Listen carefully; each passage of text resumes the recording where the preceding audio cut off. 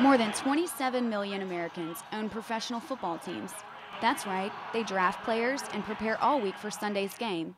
These owners, like Mitchell Haynes, are part of the Fantasy Football League. Before, I wasn't really interested in like every game, just maybe like a Saints game or other teams I like, but now you have a reason to watch every game in case you have a player. Because not every game is available on cable, fantasy owners find other ways to get all of the games.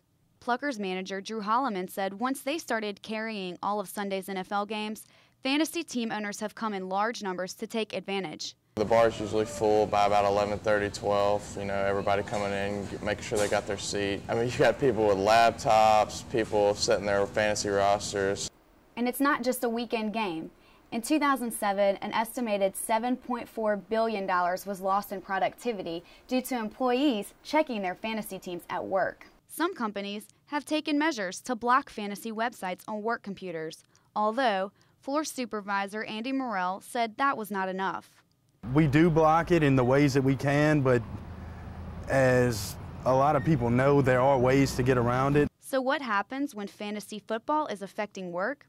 I mean, I've actually come to the point where I've had to terminate somebody for checking their fantasy football stats at work.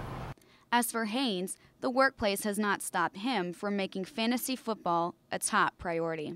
I probably spend about 1 to 2 hours a day at work checking my fantasy team. For Newsbeat, I'm Mariana Broussard.